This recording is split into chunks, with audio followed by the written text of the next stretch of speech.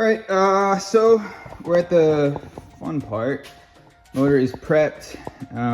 Couple changes I made to get it ready. I swapped out that oil feed for an AN fitting. Hopefully this works. I like the placement, brings it right up and over to the side. I don't have the 4AN to 6AN adapter for this guy. So I'm probably gonna have to get that, but I wanna get the motor in the car. And then I went ahead and put the coolant pipe in. I realize I gotta drop that down a little further now that I'm looking at it. But it should hopefully sit in there just nice and regular. And then I got my heater hose running off the end of it. And then yeah, I've got the other fitting over there. Wastegate's just about ready. And then I converted, I'm gonna do hard lines, push to connect nylon fittings, which will come from here. And then I built a little end there. So yeah, I'm gonna get the motor in the car and start assembling. Okay, motor's back in. Lower bracket is mostly installed. I gotta get that top bolt. I think I might need to order one because you had a bunch of washers on that and it didn't look like it was gonna fit. All the motor mount bolts are in. Next step is to torque everything down. And then the big test is that gonna fit? I don't know. It's tight. So let's get these torqued and check it out. Hey.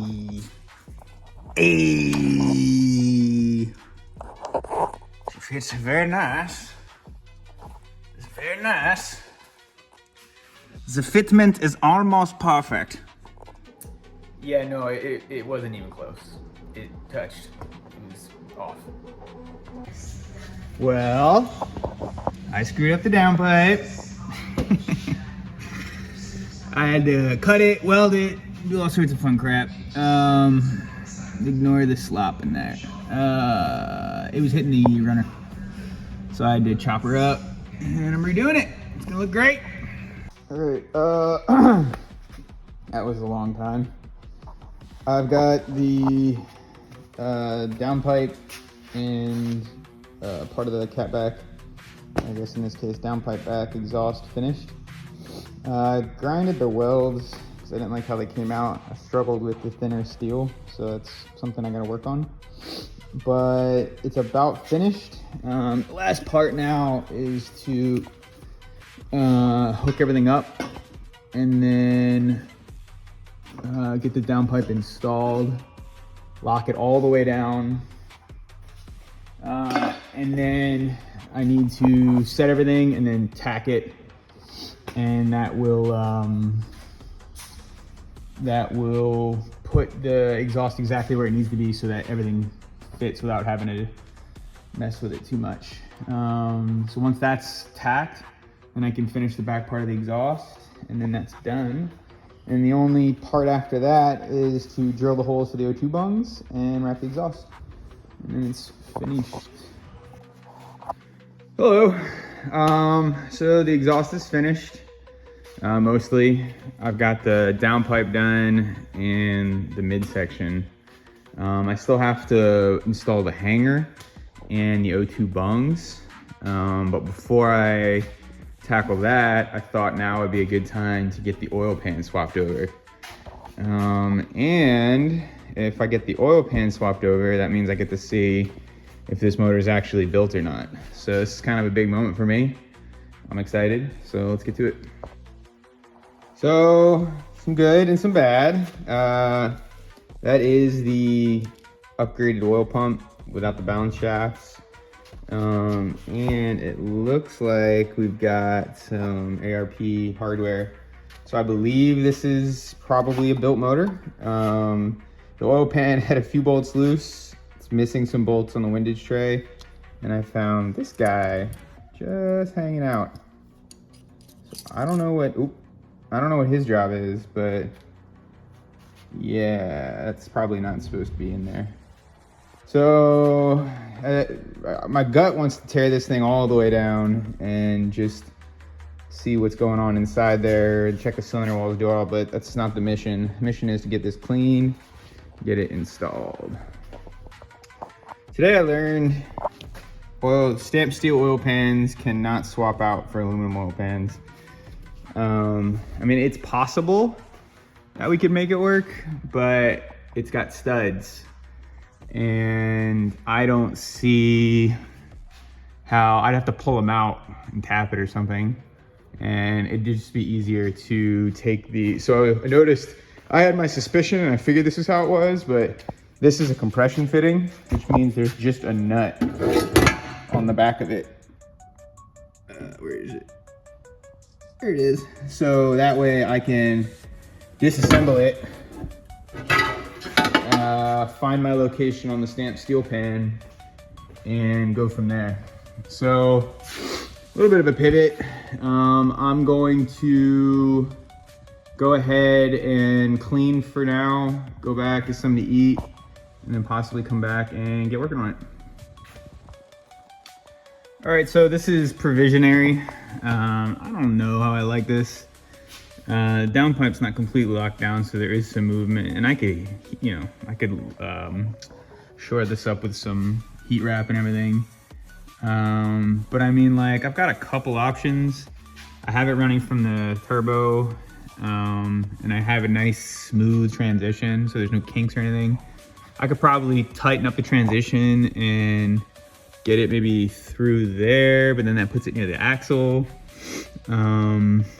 I mean, honestly, I know it sounds crazy, but this might actually be the best way to get that tube under there, because everything else is either in the way of the half shaft or the exhaust. So for now, it'll do. And then I'll just maybe zip tie it away from the exhaust, or do something to get it a little bit further. But I'm pretty happy with it. Oil pan is sealed up. RTV's in, exhaust is in. I mean, I am pretty much done. The last part I need to finish is the oil feed, which I have not started. So I've got that, and then I got the downpipe O2 bungs in there. You can't really see them from here. I got the wastegate sort of good. That's gonna need some tweaking. But we are just about there. I cannot wait to fire this thing up. All right, we're gonna attempt first start. This is horrible. I don't like how it looks. I don't like how many fittings I had to use. It's a long story, but it's my first time doing hard lines, and you only get one shot at it with the little brass collars. Once they're crushed on, they don't want to come back off. So I stepped up to the bigger line, and that went kind of weird. And so I'm just gonna redo it, but I really want to shake the car down, get it warm, do cooling, like just get a small win. I've got the IAT hooked up. I'm gonna run an NA for now, just get the engine to fire, make sure everything's good. And then I'll probably add cooling. So I wanna make sure that the cooling system is tight. And then once I know that the cooling system is tight and that everything is working as it should, no oil leaks, no coolant leaks, everything like that, then I'll go in and lock everything down, redo the oil line, do all that jazz. So yeah, let's go ahead and give it a try and see what it does. So the saga continues. Hook the fuel system back up, and there is a leak. I didn't build the lines, so I took it apart. And this isn't a nylon line, it's just a regular braided over rubber. And I've resat it a couple times, and anything I do, it doesn't matter. It just kind of pukes a little, and the fitting's cranked all the way down, so I'm kind of stuck. I've just, over the years, I've become less and less of a fan of braided nylon. Same with really any of it, just because you've got nothing but rubber in here, and the nylon might help a little, but if you're too close to a heat source anyway, it's a problem. So it's more just for show, and AN, braided nylon, the whole gag, it's tough to get it to seal right. And you can get it eventually, but you're usually left fighting with it. And I mean, it's a perfect example. Like I didn't I'm stuck now because I don't have a fitting, push fitting there. I think I might try to switch the line over to rubber and see if that'll help. But yep, kind of dead in the water for now. All right, so first couple attempts didn't go so well. I had RPMs cutting in and out. It kind of screamed electrical at me, but I did have the ground hooked up. As a quick little test, I just ran some jumper wires to the ground location to see if that would clean it up, and it did. So it fired up, held idle for about 10 seconds, and then I shut it off. So I'm gonna go ahead and fire it up.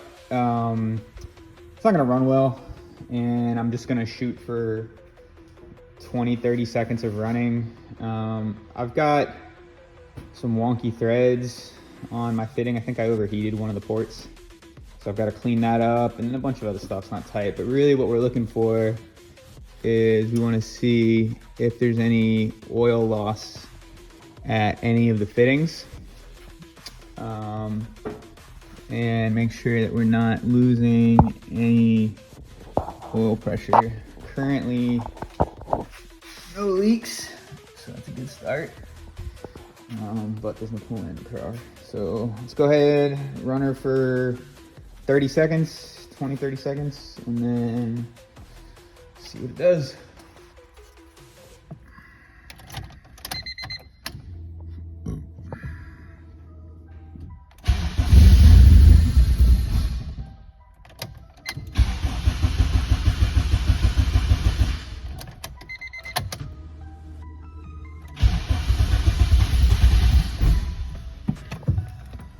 Fuel table's probably all whacked out.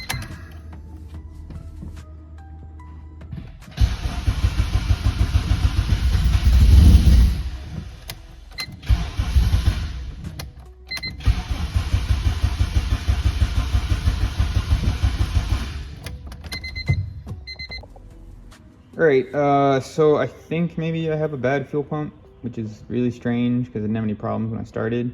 But I noticed that when I'd crank, I wouldn't hear any, there's like that real distinct noise when the fuel pump starts to fight deadhead pressure. I'm not hearing it. And so I capped off the return side of the fuel system, and then cranked it, and it still didn't run. And so I'm curious to see what fuel pressure is, but I don't have an AN fuel pressure gauge.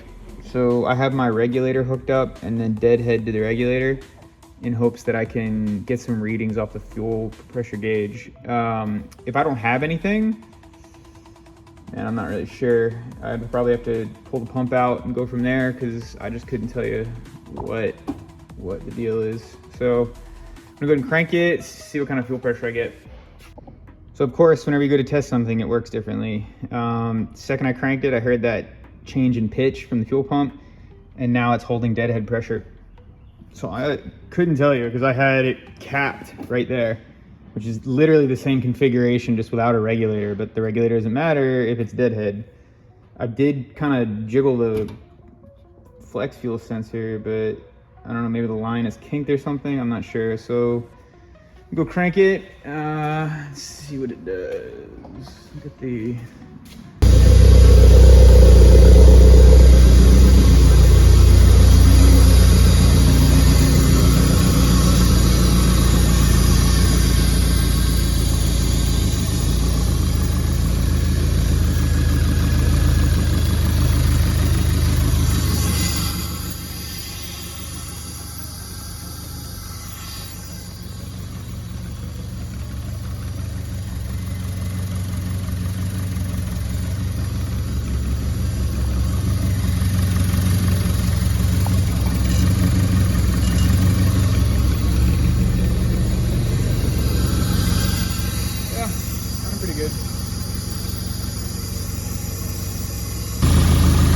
Alright, this is the stopping point for the day. Fuel pressure's still kind of acting a little strange. I got the regulator plumbed back in, so no more deadhead. So, I mean, at least I know that should be somewhat good. Runs pretty well. Obviously I don't have a cooling system, but and it idles. Doesn't seem to want to rev because I don't have any.